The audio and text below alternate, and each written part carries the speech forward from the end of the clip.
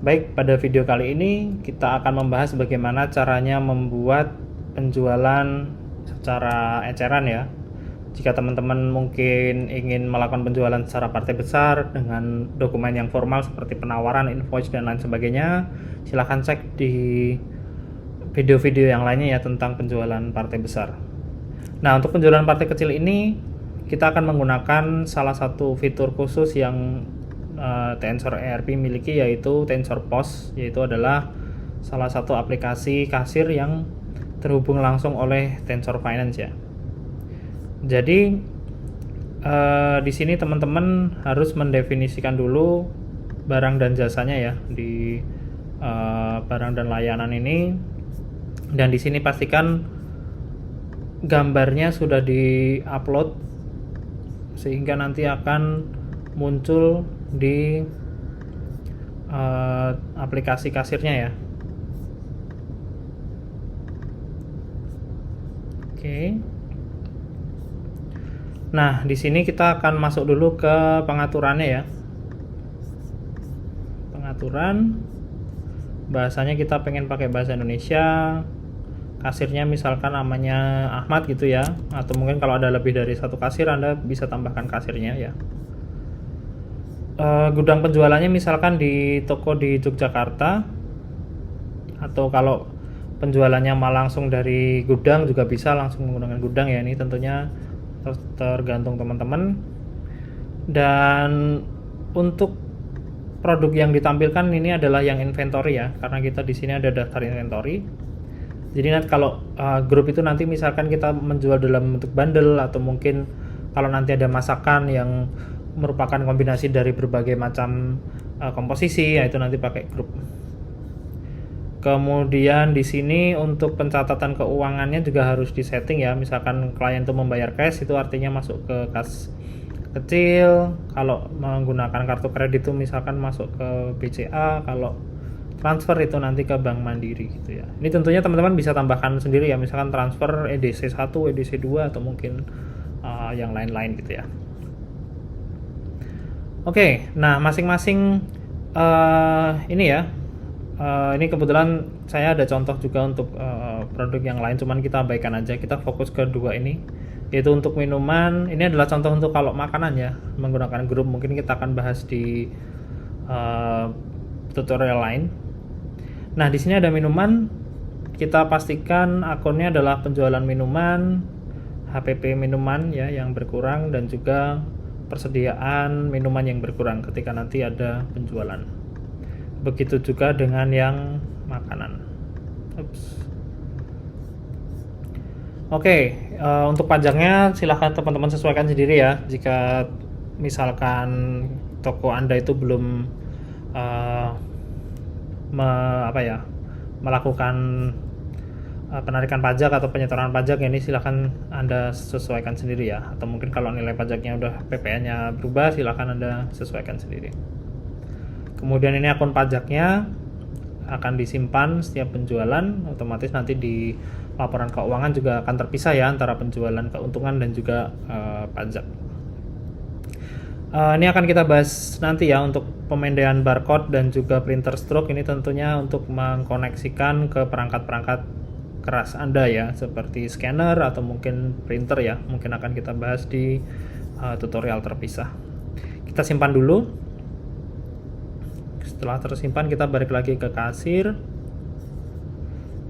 Dan kita sudah lihat ya, di sini ada produk-produk yang sudah kita definisikan di inventarisnya. Oke, di sini teman-teman juga bisa filter, misalkan makanan, minuman gitu ya, atau snack dan lain sebagainya. Nanti grupnya ini akan didefinisikan di kategori item.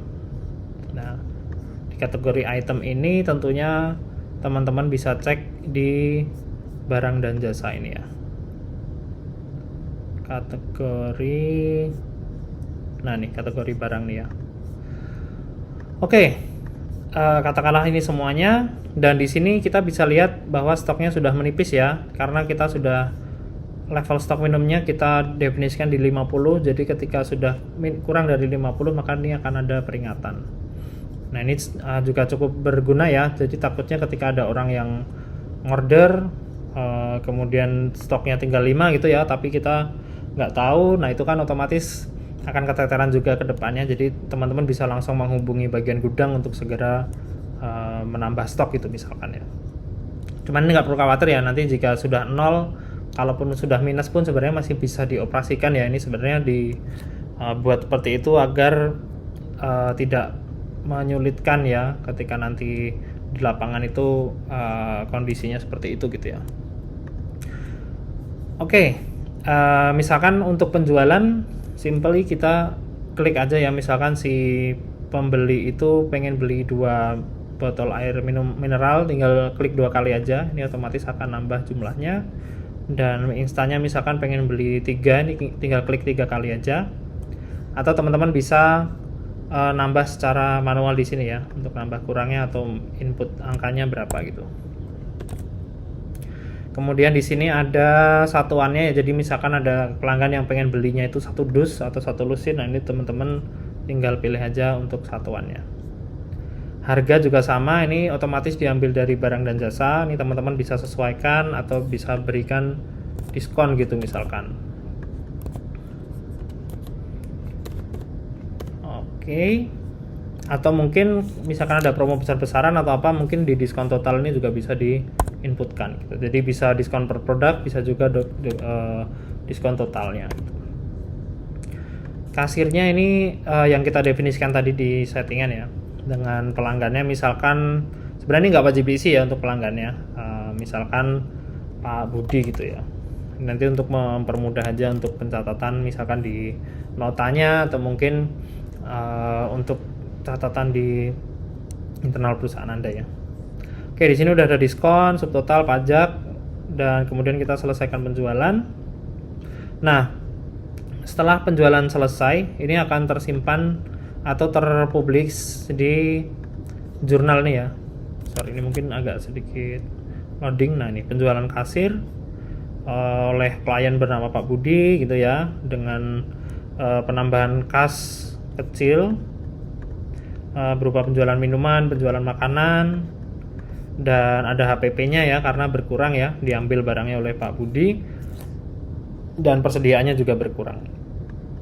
Di sini juga sudah dipisahkan untuk PPN-nya.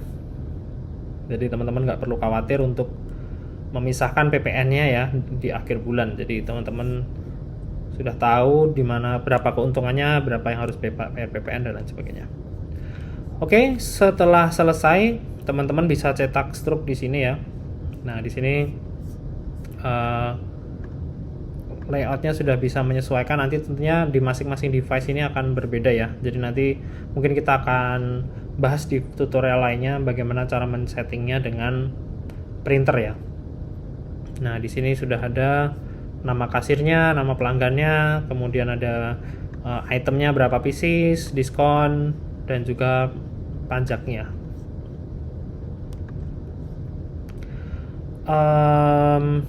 Kemudian di sini teman-teman juga bisa melihat statistik dari penjualan ya di sini. Jadi teman-teman bisa tahu trennya terhadap waktu di minggu ini, hari ini, bulan ini, dan lain sebagainya. Kemudian di sini ada kategorinya, itu yang makanan itu terjual berapa persen, minuman berapa persen, terus produk yang paling laris itu apa, dan lain sebagainya.